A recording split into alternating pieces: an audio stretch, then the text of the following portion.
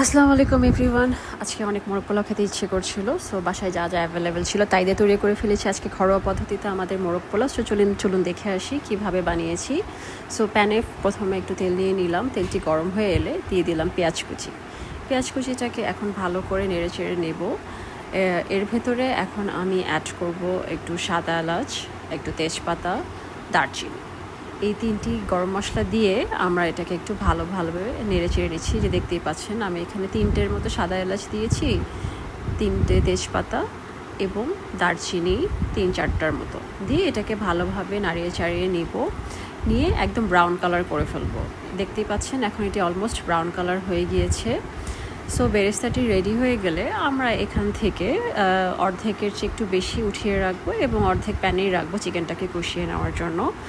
So এটাকে almost বেরেস্তা হয়ে গিয়েছে দেখবেন। এখন এটাকে আমি আরেকটা প্যানে আলাদাভাবে উঠিয়ে নিয়ে আর চিকেনটাকে আলাদাভাবে ধুয়ে কেটে ঝাঁপিতে রেখে দিয়েছি পানিগুলো ঝরে যাওয়ার জন্য। সো এখন আমি বেরেস্তাটাকে এখন একটা আলাদা পাত্রে নিয়ে আমি বাকি যে তেল এবং পেঁয়াজ থাকবে তার ভেতরে বেরেস্তার ভেতরে আমি চিকেনগুলোকে ঢেলে দিব। চিকেনগুলোকে ভালোভাবে এই তেলের ভেতরে কষিয়ে নিলে ব্রয়লার মুরগিগুলোর যে একটা স্মেল থাকে, অনেকে আছে যে ব্রয়লার মুরগিগুলো খেতে চায় না কারণ একটা স্মেল থাকে। সো এইভাবে যদি আপনারা বেরেস্তার তেলের ভেতরে যদি চিকেনটাকে কষিয়ে নেন তাহলে ব্রয়লার মুরগির স্মেলটা আর পাওয়া যায় না অ্যাকচুয়ালি, আমার কাছে তাই মনে হয়। সো চিকেনটাকে ভালো করে কষিয়ে নিয়ে এখন এর ভিতরে গরম মশলা আরও কিছু ঢেলে দিলাম, সাদা এলাচ, গোলমরিচ এবং বড় কালো এলাচটা অবশ্যই দিব, এটা আমি সবসময় ইউজ করি। এটা দিলে স্মেলটা আরও সুন্দর হয়।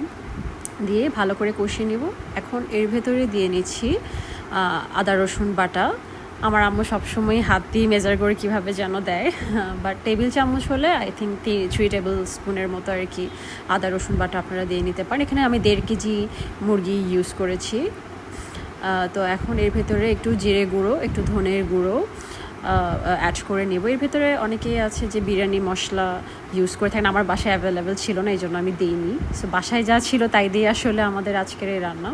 সো দিয়ে এখন এই মশলাটা সব দিয়ে এখন ভালো করে চিকেনটাকে কষিয়ে নিব যাতে চিকেন থেকে একটু ভালো স্মেল আসে।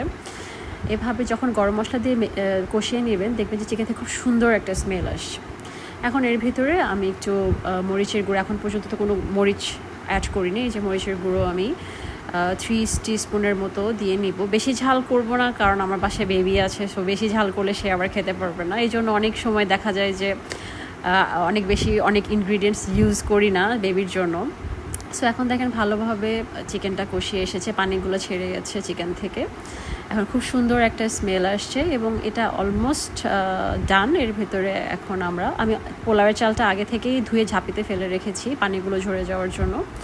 আমি এখন পোলাওয়ের চালগুলোকে এর ভেতরে দিয়ে ভালো করে কষিয়ে নিব মাংস দিয়ে, যাতে চালের ভেতরেও মশলাগুলো ভালো করে যায়।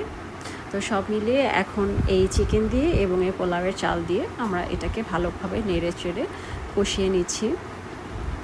এখন দেখেন অনেকেই আছে যে এর ভেতরে আপনার ধরেন স্টার মশলা ইউজ করতে পারেন, আমার বাসায় অ্যাভেলেবেল ছিল না, সো আমি স্টার মশলা ইউজ করি। এটা দিলে খুব সুন্দর আরও হয়তো স্মেল আসে, আমি আজকে করিনি। তো এখন দেখতে পাচ্ছেন আমি এটাকে ভালো করে কষিয়ে নিচ্ছি। কষিয়ে নেওয়ার পরে আমি এখানে গরম পানি, আর আমি আলাদা একটা পাত্রে আবার গরম পানি অলরেডি উঠিয়ে রেখেছি এবং মেজারমেন্টটা দিয়েছি 1 কাপ চালের জন্য 2 কাপ পানি। এভাবে দিলে আমার কাছে মনে হয় যে আমার চালটা বেশি সিদ্ধ হয়ে যায় না, আবার পারফেক্টলি হয়, বেশি ওভারকুকডও হয় না এবং বেশি শক্তও থাকে না। সো একদম আমার কাছে মনে হয় পারফেক্ট হয় এই মেজারমেন্টটা ইউজ করলে। সো আমি সবসময় তাই করি। সো আলাদা একটা প্যানে অলরেডি আমি গরম পানি ওই মেজারমেন্টে দিয়ে আমি রেখে দিয়েছি। সো এর মধ্যে আমার মশলাগুলো দিয়ে আমার চালটা কষিয়েও নেওয়া হয়ে গেছে। এখন আমি গরম পানিটা এর ভেতরে আলাদা যে প্যানে রেখেছি সেটা এখন আমি এর ভেতরে ঢেলে দিব। গরম পানিটা ঢেলে দিচ্ছি, এই যে দেখতে পাচ্ছেন গরম পানি দিয়ে ঢেলে দিয়ে এখন পুরো পোলাওটাকে ভালোভাবে নেড়ে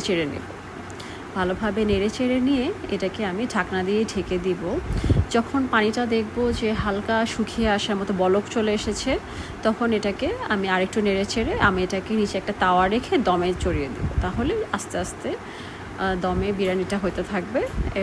এর মধ্যে গিয়ে আমি বেরেস্তা যেটা আলাদাভাবে বানিয়ে রেখেছি সেটা পরে আমি পরিবেশন করব। যদি এই পর্যায়ে একটু লবণ এবং ঝালটা টেস্ট করে নিই আমি সবসময়, যে যদি কিছু কম বেশি থাকে দেন আমি একটু লবণ, অথবা যদি মনে হয় ঝালটা কম আছে তখন আমি এই পর্যায়ে এসে অ্যাড করে দিই। সো আরও কিছুক্ষণ এই যে আমি কাঁচামরিচ কিছু অ্যাড করে দিয়েছি, মনে হয়েছে একটু ঝাল কম, যেহেতু পোলাওতে আমি কোনো মরিচ ইউজই করি নাই, সো কেবল দিয়ে দিয়েছি। দিয়ে এখন দেখতেই পাচ্ছেন যে এটা অলমোস্ট 80%-এর মতো কুক হয়েই গিয়েছে। এখন এটাকে একটু নেড়ে চেড়ে নিব। এখন এটাকে নেওয়ার পরে এটাকে একদম দমে ঢাকনা দিয়ে ঢেকে দমে বসিয়ে দিব, যাতে সেটা আস্তে আস্তে বাকি যে 20% কুক হওয়া বাকি আছে সেটা আস্তে আস্তে হয়ে যাবে।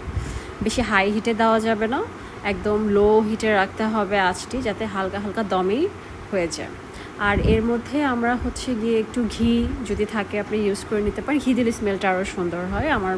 আমি ফ্রিজ থেকে একটু খুঁজে দেখেছি, হ্যাঁ আমার বাসায় ঘি আছে অল্প একটু, সেটা আমি এর ভেতরে এখন একটু দিয়ে নিব।